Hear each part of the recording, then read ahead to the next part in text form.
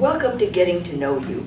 This idea started with Betty Osan, who felt our community all had important stories to tell in our lives. And I think everybody's life story is interesting. And we have Kathleen Brown here today, whose story is most interesting.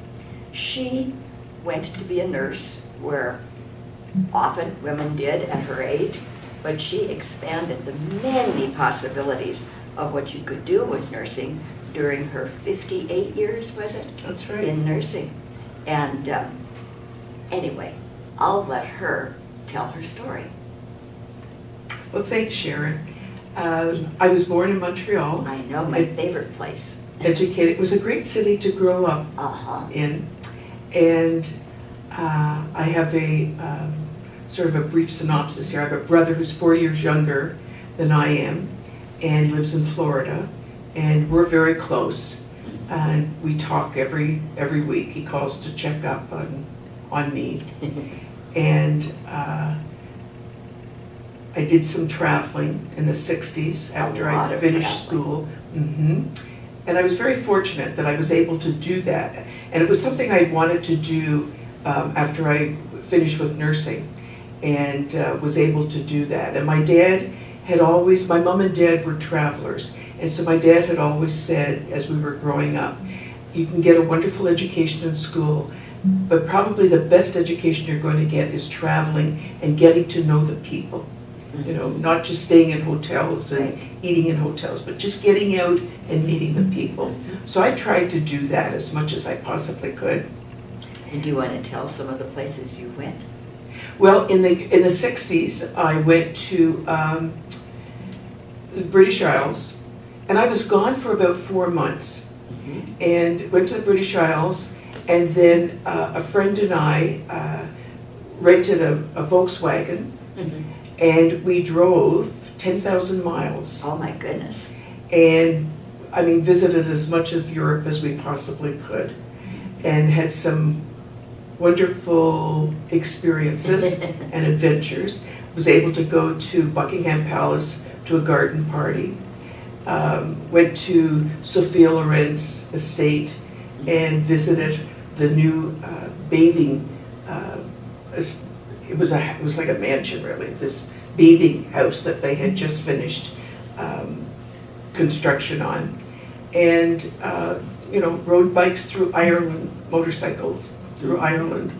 And motorcycles? Yes. With helmets, I hope? No, there were, back in those days, we didn't wear helmets. No, this was the early 60s. When you were invincible. That's right. Yeah, nothing was going to happen. And anyway, so just different adventures and experiences that we had.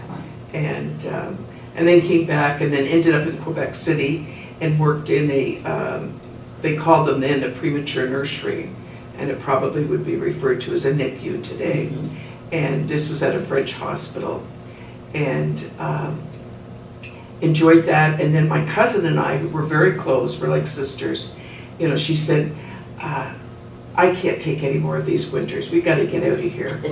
And she did not participate in any winter sports, and I had been skiing for several years. And I said, well, where do you want to go? And she said, well, let's go to Hawaii. So we made the arrangements, went through everything that you had to go through back in those days to get permission to go to Hawaii and work visas and all of that. And told our parents that they see us when they saw us. And we took a train from Montreal and traveled across Canada to Vancouver, and then flew from Vancouver to Honolulu and lived there for 2 years and nursed there. We did have a job when we went, but we were able to get a job after we sort of vacationed and partied for 6 weeks. And Honolulu at that time, this, you know, back in the 60s again, was a great place to visit, and certainly for a single woman, because there were a lot of men around, and you could date, you know, 2-3 dates a day, and that was nothing. So, but anyway, and did that. Now I know why your younger brother calls you to see if you're okay or not. You were the adventurous older sister. Well, yeah, I guess, yeah. He didn't do as much traveling as I did. But he did have to watch out for his older But, sister. well, I guess, yeah. And then met my husband in '66, and we got married in '67 in Montreal. He was from here, and lived here then. I've lived here since '67. And when you say here, where Here in the in- United States? Here in Arizona. In Arizona? Mm-hmm. Uh-huh. Except for a brief period in Lansing, Michigan, and in Santa Clara, California. Probably maybe a year and a half of both those cities, but the rest of the time has been spent here in the valley. Well, we can almost call you a native.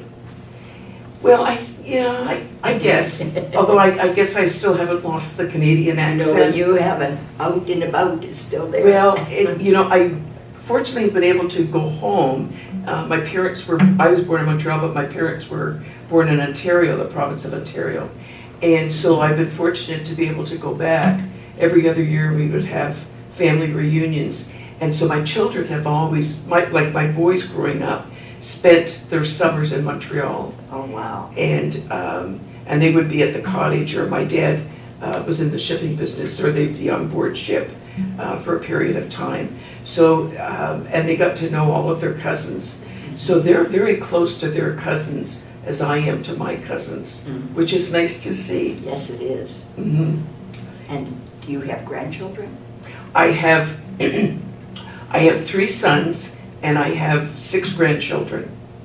And my eldest son lives in Sammamish, Washington, and he has 4 children, ranging in age from 4 months to 27 years, but from 2 different marriages. Uh-huh. And his oldest son, he and his wife went to Peru. My daughter-in-law did some volunteering, international volunteering at orphanages. And this one orphanage she went to in Cusco, just outside of Cusco,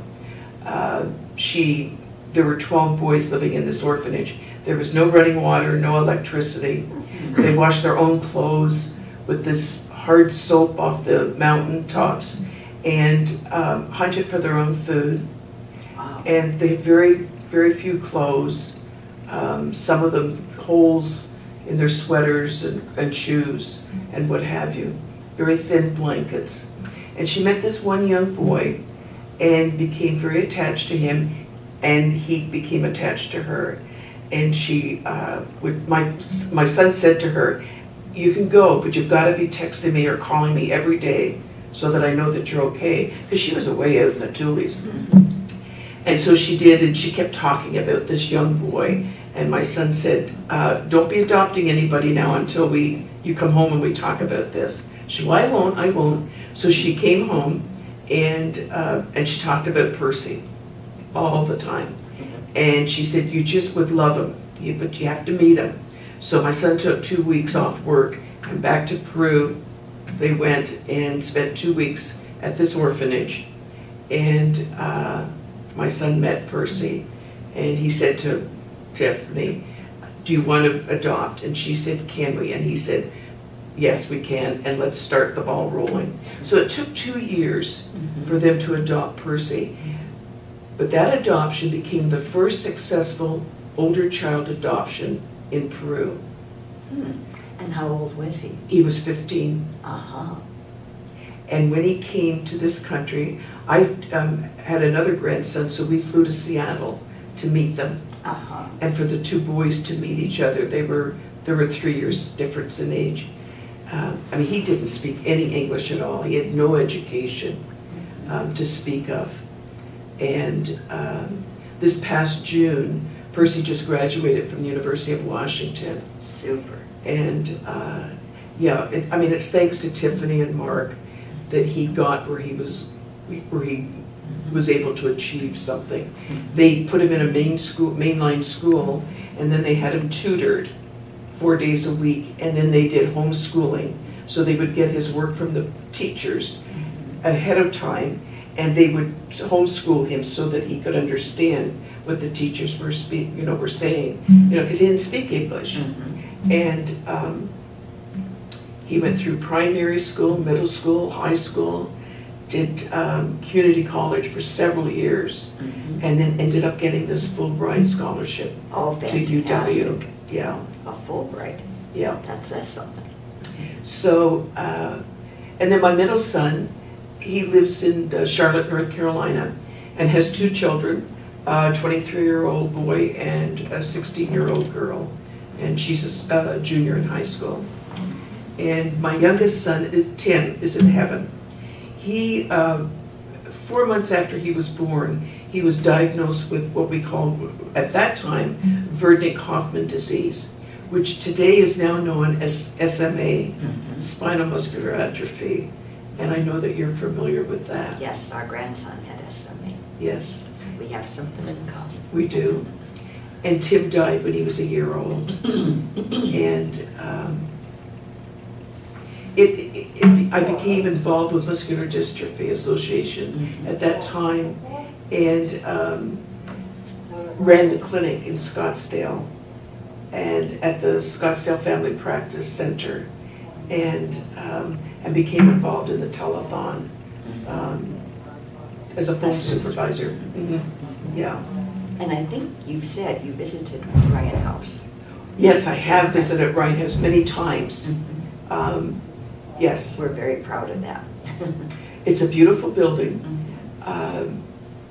They did a wonderful job in just the ambience, the decoration, so that it's so child-friendly.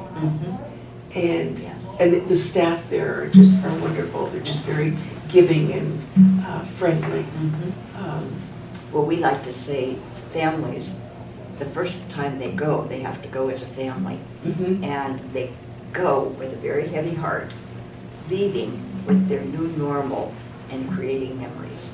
Yes. And I think they do that well. Right. And I think creating memories is important. I think creating memories for anybody is important. And I think sometimes we don't think about it, that way, like how we're living now. So what kind of memories have we created in the last 7 months, living amidst this COVID-19? Right, right. So, And also with the COVID-19, what memories come back with new meaning. exactly. My husband had polio when he was 6, and he was confined to his room for a year. And I think of that very active little 6-year-old in a room with a radio. That has new meaning for me now that Right. we've been quarantined at times. Exactly. So, Yeah. plus you have done some amazing things professionally. I've been very fortunate and very blessed. I would like to toot your horn. Well, when I went into nursing, this is what I wanted to do with my life. And there were very few, the opportunities. It was obstetrics and pediatrics and medical or surgical, psychiatry. And that was about it. And we've progressed so far in the opportunities that are made available to these young nurses Yes. who are coming out. And I was able to see some of these things that were happening and thinking, boy, that's interesting. I got to know more about that. So during those years, I was able to attend ASU and U of A and Phoenix Seminary in taking classes. So to learn about the things that were coming and then just to further my education. So again, I've just been very fortunate. I've worked, the emergency department. I've worked ICU. I've worked thoracic ICU. I did hospital administration for a few years. I did ambulatory nursing, started ambulatory nursing at the Scottsdale Memorial Hospital, which is now the Honor, part of the Honor system, and then hospice and palliative care, which is where I've spent the last 28 years. What's one of the scariest memories you have of those nursing experiences?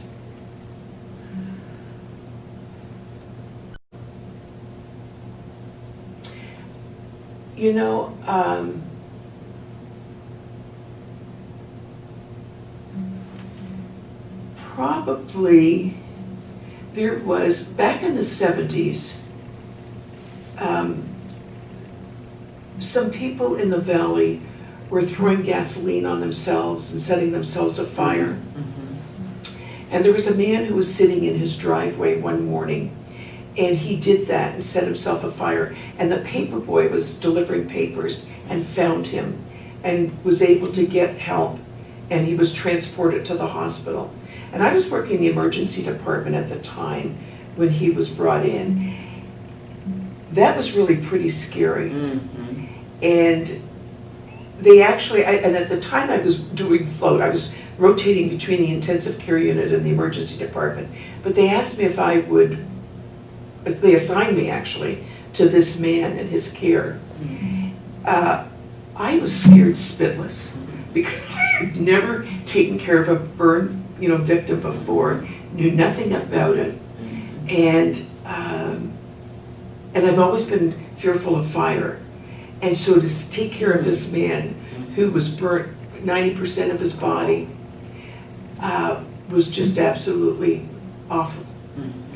And I've just never forgotten it, or that image of walking into that room and, and looking after him. And did he survive? No, he did not. No. What's one of the most exciting experiences you've had as a nurse? I think working hospice care. When I, back in 1992, when we work corporations or wherever, there are always mission statements, right? We've just had that. That's been going on for a while. I had never developed a personal mission statement for myself. So a friend said to me, she said, I'm going to challenge you to write your own personal mission statement.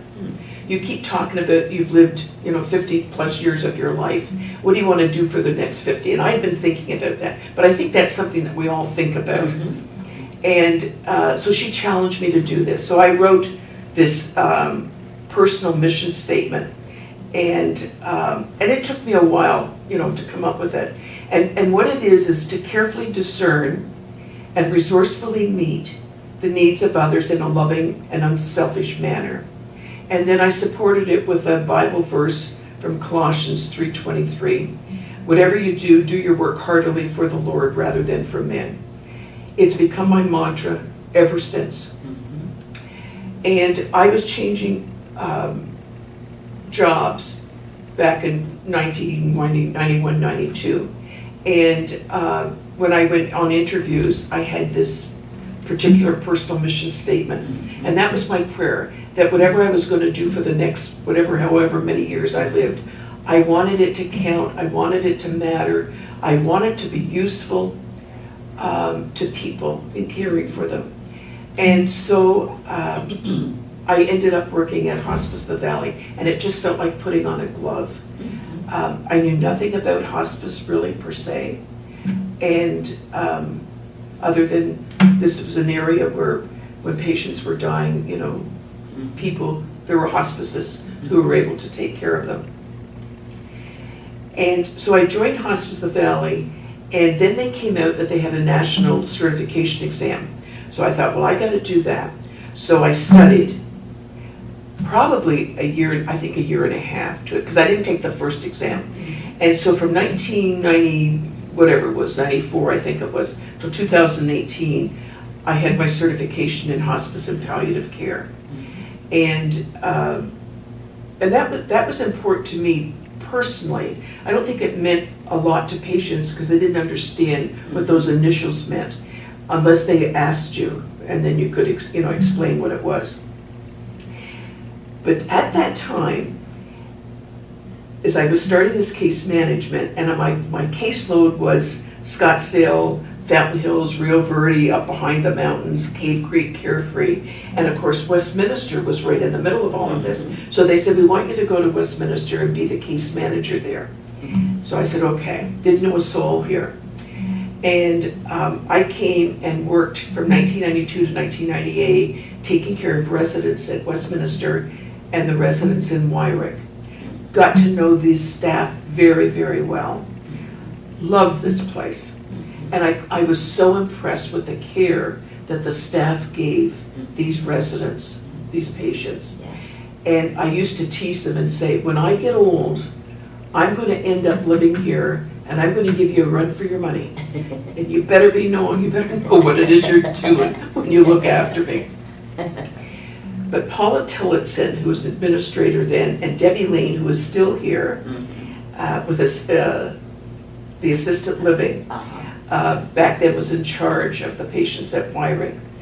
And we got to know each other very well and started to talk about some of the programs we'd like to see happen. And so the Caring Comforter program was developed and put into place. And what came out of that was, first of all, the bereavement program. And we had a bereavement program for the residents, but we also saw the need for a bereavement program for the staff. Yes. Because the staff at Wyrick and even at Westminster, looking after these residents, they got to know them well. And some of these residents lived here for years and years.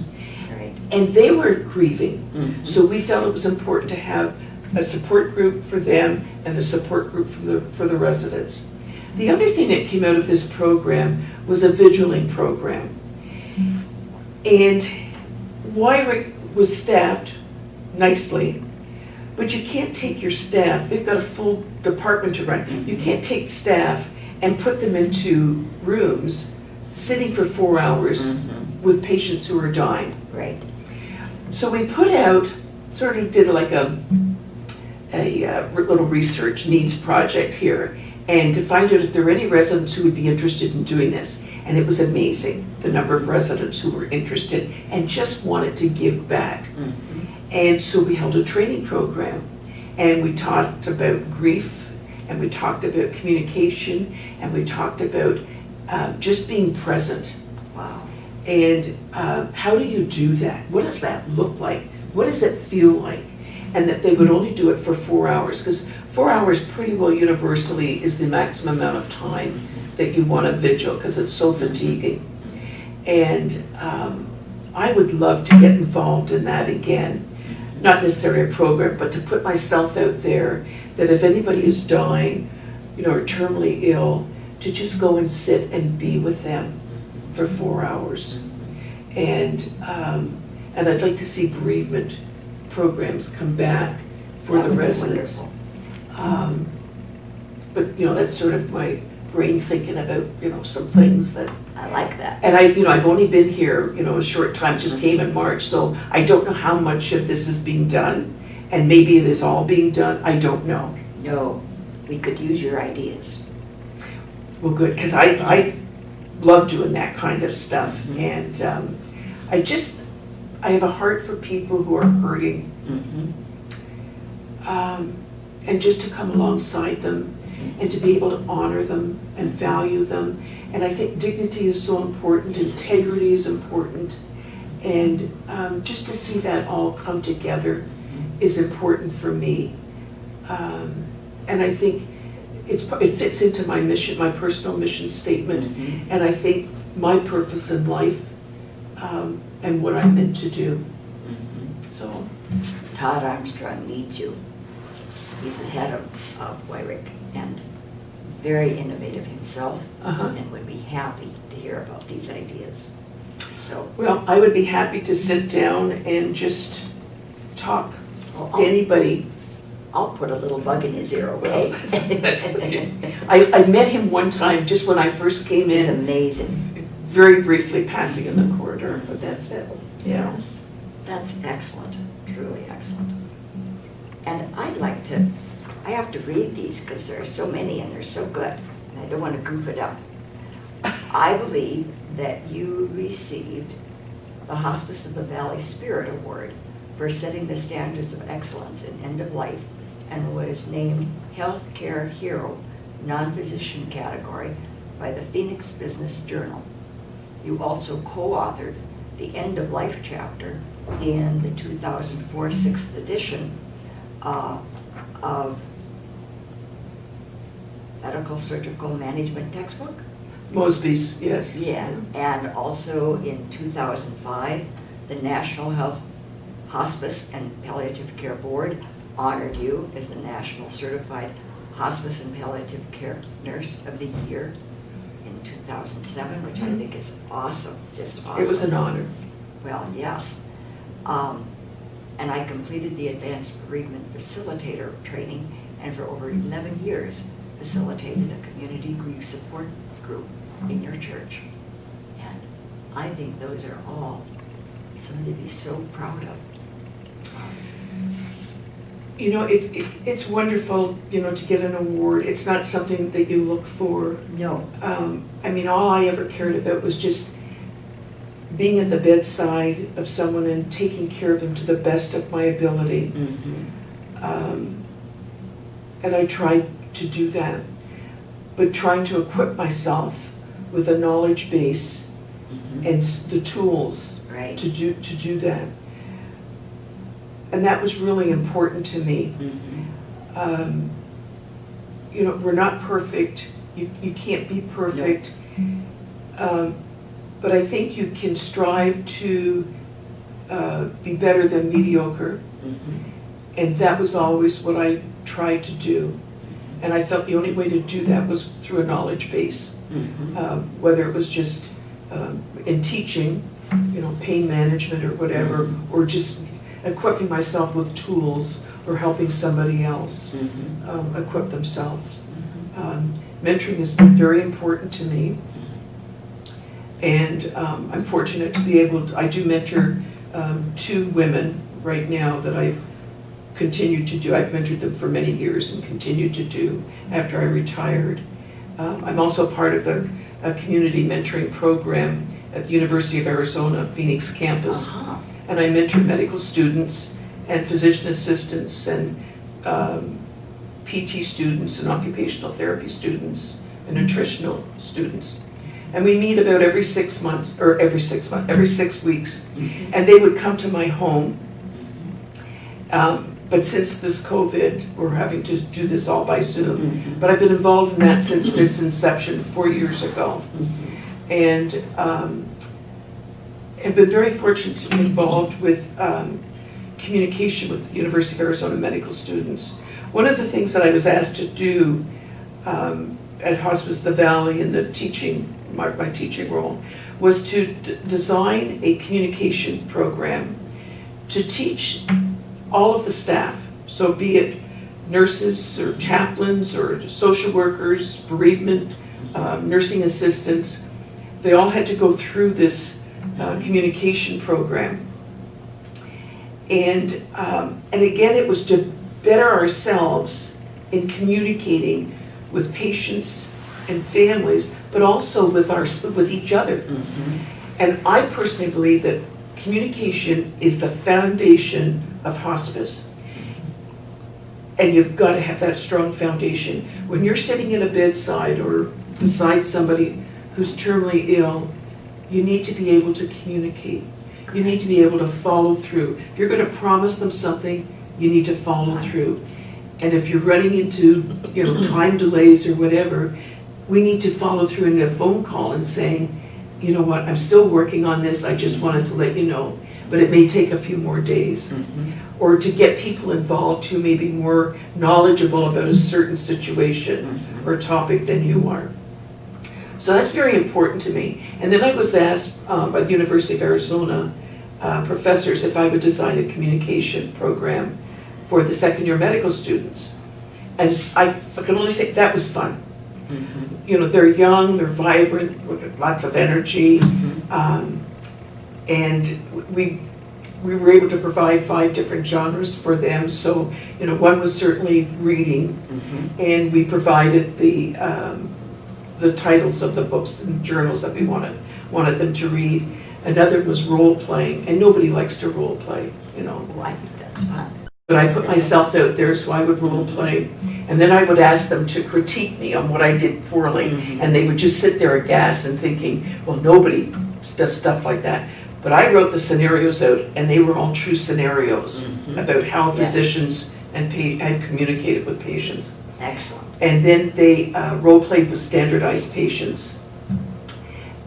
And then they would come together with one of us, and we would talk one-on-one with them and give them little pointers on how they did. And Mm-hmm. you know, they did well, you know, Mhm. for the most part. They tried so hard. Mhm. And so that was fun. Yes. And I enjoyed doing that. We, our oldest granddaughter is in the second year in medical school at U of A. And with the In Phoenix or Tucson? Tucson. Okay. And with the virus, there was a period they were out, they weren't in class, they were Mhm. like Right. television. And then they went back to class. But our granddaughter was very upset because the cadavers were all burned because of the virus. And her statement was, we didn't even have a chance to say goodbye. Well, it's a loss. Yes, it is. I mean, she was highly connected to that Right. cadaver. And then to have it just disappear. Well, you know, and you bring up an interesting point, because I think a lot of us don't realize that that loss can take on different forms. And it doesn't have to necessarily be somebody dying whom you loved, or a divorce, or a loss of a job. It can be, you know, like here at Westminster, we have people who are leaving, who are much admired and respected and loved. And that's a loss for the residents. That's right, that's right. And Because part of us, you know, there was a part of Katie Uh-huh, that severed. right. Because I think relationships are really important. Very And- important. And that relationship, she didn't get to say goodbye. Yeah. So, And as we get older, that community and that the connections Mhm. are so important. Mhm. And we sometimes don't pay enough attention, you know, to those. I also think there's a myth, I don't know how strong it is today, but there used to be a myth that giving was draining and receiving was refueling. And I don't think that's so. I think giving can be very refueling, Mhm. and sometimes receiving is hard. And it can go either way. I think for a lot of people, receiving is hard. I think They so don't know too. what to do with it. Mhm. For me, giving is energizing Yes, refueling. and important. And what I found in hospice and taking care of patients who were dying was that so many people had not been valued in growing up. They felt less than. And for example, if a man came from a family of professionals, and the expectation was that he would join that family company, but he didn't want to do that. And then but he did. But he never felt fulfilled, never felt like it was purposeful, did the best he could. On the deathbed, so many times, I would have men and women, but a lot of men saying, I wish I had done this, but I didn't want to upset the family. And I wonder what my life would have looked like if I had done that. So it's, for me, it was important to come alongside people and to learn about them and to get to know them. Because I didn't know them when they were healthy. I was meeting them, you know, at the end of their chapter of their life. And be able to then, as they would say to me, as this time would, you know, go on, you know, I just wish this were all over. I'm just not worth anything anymore. I can't do anything. But the thing is that the family was better knowing that they were still there and that they were able to take care of them. And it was so important for them to be able to give to them. So I love to get the whole families together and talk about this and to show them how worthwhile their life still was. They may be incapacitated, that they couldn't ambulate. Right. They may have slowness of speech, but they were important, and it was important that we hear what they had to say. And not to put words in their mouth or to rush anything. You know, and we're back to that communication piece again. When I've worked with people that are dying, I've asked them how they would like to be remembered. What's important to them to be remembered. And that's always a very interesting answer. Well, it's different for everybody. And to me, legacy. Yes, that's right. How do you want to be remembered? What will your legacy look like? And I remember one time, a man I looked after, excuse me, he was 38 years of age, he was married, had two children, a boy and a girl. And the boy was 9 and the girl was 7. And she was having a little bit of trouble in school. The doctors had assured them that she was really going to be okay, but she was struggling. So I went in one day, and he had cancer, a very aggressive form of cancer. And I said, and I always ask permission, because I think we have to be careful that we just don't, be That's bulls right. in the china shop and say, well, now we're going to talk about this. Yes. So I said to him, with your permission, I would like to ask you a personal question, and if you don't want to talk about it, it is absolutely okay. And he said, what is it? And I said, I'd like to talk about your legacy. How do you want to be remembered when this is all over? And he said, Cathy, at 38, you don't think about legacy. He said, I think that's something you do when you're older. And I said, well, you may be right. But I said, are you okay talking about it? And he said, absolutely. He said, my wife mentioned something about that this morning, as a matter of fact. And I said, okay. So he said, well, what are my choices? What are my options? How do I have the kids remember me? And I told him this story. I'd been watching PBS documentary, this many, many years ago, when JFK Jr. was still alive. Yes. And he had been interviewed by one of the PBS journalists. And the journalist said to him, he said, do you remember that picture of you as a toddler in the Oval Office in that little niche of your father's desk? And John said, I don't know if I remember that, or it's that I remember I've seen the picture probably 1,000 times. And I sat there and I thought, gee, and at that time I had many young people dying. What do we do about these young people and legacies and what they're remembering and what they want to be remembered for? And I thought, this is really important. And that's when I started to devote more time to this legacy. So we talked about different things, and I came up with different ideas, and there's always ways of videotaping and taping and writing and that kind of thing. So I came up with this one idea, and he said, I like that idea. So I said, okay.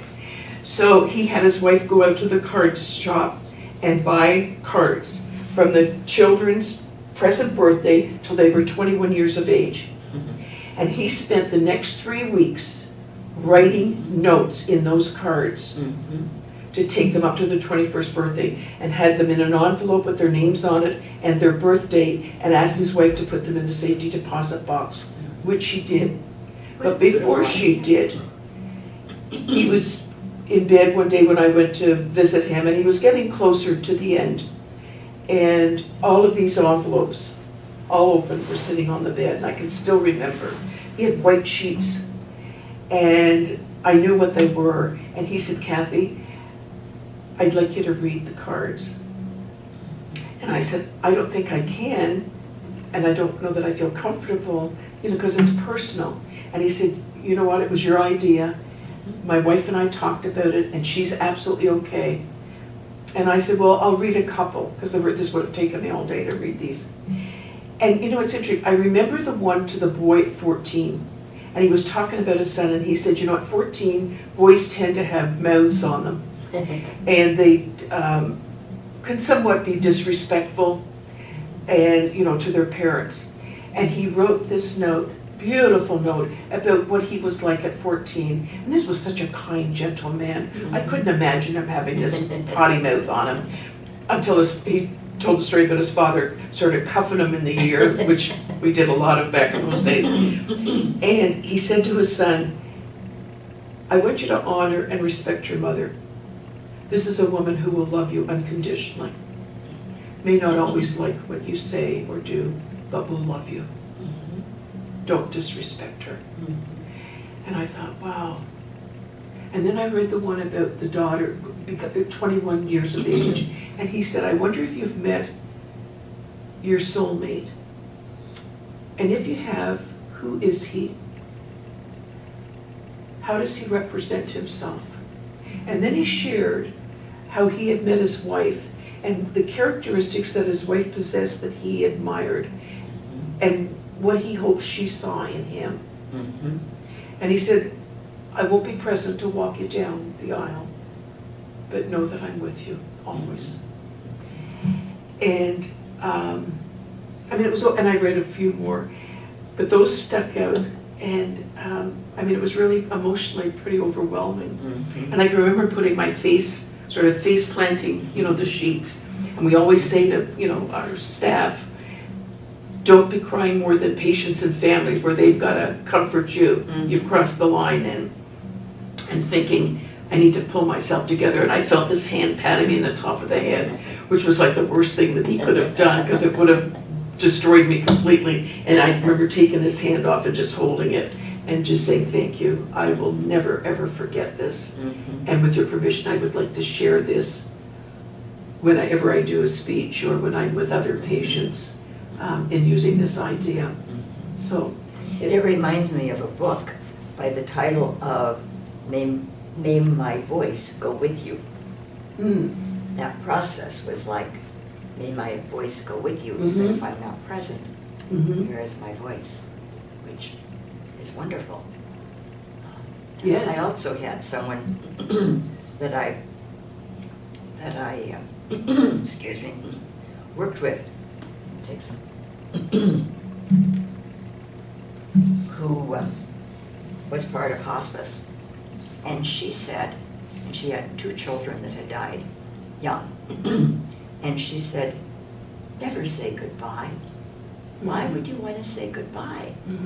Keep their voice with you and talk with them, but never say goodbye. You know, patients want to know, dying patients, that they'll be remembered. Absolutely. And that's why legacies are so important. Right. You know, what did he or she teach you? And what have you done with that? Right. And have you passed this on to your children or grandchildren or friends or whoever? Right. Right. And those are the things you could talk about around a bedside, which affirms and values that person in case they feel that they have not been valued or have never been valued in their life. Right. I always say the medicine of love is very powerful. And when my mom was dying here at Wyrick, and hospice was involved, but my son was sitting with her, and I was sitting with her. And there was this lovely lady that came to say goodbye to my mom, although we don't say goodbye. But she brought a music box that my mother had given her, and she wanted my mother to know that she would always treasure that music box and so on. And as we were talking, she proceeded to look at our son and say, you know, your grandmother was so excited the day you got engaged. She told everybody, da, da, da. And you could see my son just warm because he had picked a very lovely lady.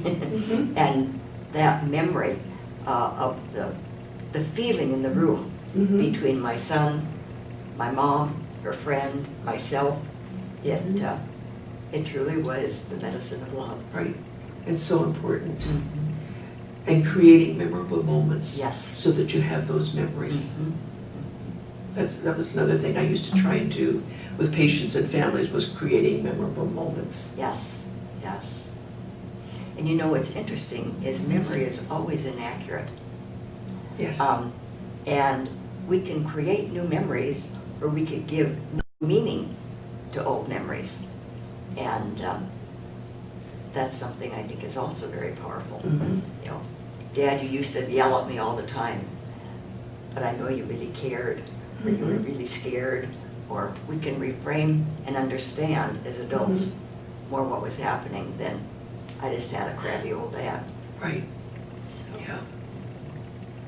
this has been wonderful talking with you, and you have shared so much. I really hope your ideas can be developed, furthered at Wyrick. We will all be Well, enhanced by that. I've been, you know, blessed. One of the things that I'll share with you, one last thing, when I received that award, you know, for the National Hospice Nurse of the Year, I had to fly to New Orleans to receive the award. And I had been following because we did a vigiling program at Hospice of the Valley, which is still going on. And it was a program that I taught, and I'm still teaching it to the volunteers. When I retired, I was asked to come back and still teach these two classes. But I've been following this one particular program in Louisiana State Prison, otherwise known as Angola. I'd never been inside a prison before. And so I asked if, while I was in New Orleans, because this Angola is just outside of New Orleans, if I could get permission to go to Angola. Anyway, I was able to get the clearance, security clearance and whatever, and spent a day there with 6 lifers. And Angola is an all-male, I think there were 5,700 inmates there at that time.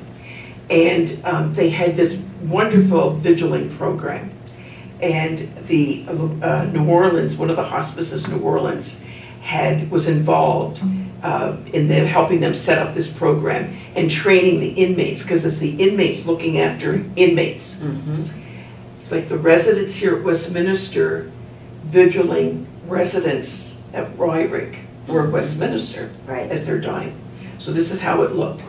And they'd gone through all of this training program, and I mean, just to sit and talk to these 6 men, all individually, they weren't together, and getting the same answers back on why did you do this, why get involved, and so many of them said, I'll never be forgiven for the crime that I committed. And I just feel like I destroyed my life, and I brought so much shame on my family and myself, that if I can do this one thing and give back to a fellow inmate, I will feel like I've made a difference, a little bit of a difference. And for me, that was so important to hear, because I thought, gosh, it's the same on the outside. That's what we want to do, is make a difference. And so I used to share that story when I was teaching, about vigiling at Hospice of the Valley. So. Well, you have contributed a great deal to many people's lives. And when you talk about your own mission statement, we have heard you walk through that mission statement many times in your lived experiences. And I just feel I was called to do this. Yeah, and you do it very well. And you're so warm and accepting that I would call you a very safe person. Well, I hope so. Thank you. I think you are. And we're lucky to have you. Well, we all have struggles, right? Absolutely. And some of us just, talk about it, some of us don't. I'll share one other thing as I'm just thinking about this. A ministry I'm involved in is called Umbrella Ministry, and it's a faith-based ministry, and it's for women who have had children who have died. Whether they've died from a terminal illness or murder, or died by suicide or chronic illness or SIDS or whatever. And it's a ministry that was born about 25 years ago in California, and we just started it here 4 years ago in Arizona. And we're just getting ready to start to set up for our 4th conference in 2021. And I think so many times we don't talk about those things, and especially if it's related to mental health and some of the struggles, and whether it's bipolar or schizophrenia, or you've fried your brains on marijuana, or whatever it is, or you just feel less than, and so you feel like if I were just out of the picture, my family, the world would be better off, and so you die by suicide. And I've had, unfortunately, several friends who have died by suicide, and it's such a tragic thing. And I feel very strongly about this ministry, that if we can just come alongside moms and just give them a hug and just say, I'm here, and that's right. talk. And you don't have to know a lot. Listen to people. Just let them tell their story. Right. Like you started out saying, we all have a story. Many stories. Yes. Many stories. Yes. So thank you so much. We are so fortunate to have you in this community. Thank you. So. I'm thrilled to be here. Moved in, just couple of days prior to the COVID. Uh-huh. And so little difficulty getting some stuff in, but slowly but surely I'm getting things done Uh-huh. and getting settled in the apartment. And I am grateful to be here. Mhm. This is where I was supposed to be, Yes. and I'm just grateful that I am. Do you have any idea what your sons would have told your grandchildren, or what your grandchildren know about what you did in your life? One of the things that I did in 2016 was, in that last quarter of 2016, was to think about my legacy Mhm. and what did I want my grandchildren to know about me. Mhm. And it was not so much what to know about me, but what was important to me. Yes, right. So I sat down and I identified 12 themes. And in January of 2017, for the next 12 months, I wrote them each a letter, and it was handwritten, on each of those themes. And it was integrity, loyalty, friendliness, promises, and the importance of keeping promises, communication, engaging with people. And so I think they know a little bit about me. I don't think they don't know all of this stuff. And I've been asked to write, and I'm hoping that one of these days I've got the time, or not the time, just make the time to sit down and put something together. And hopefully they'll be able to watch on YouTube or the tape you get that's done here. Oh, do I get a tape? Yes, you do. Oh, wasn't that nice? Yes. Well, if I tell them that, they'll want to hear that tape and watch that tape. That's right. That's right. Thank you so, so much. Thank Really you, appreciate Sharon. it. Thank you Very so much, much Sharon. appreciate it. I appreciate it. Very. Thanks, Tom.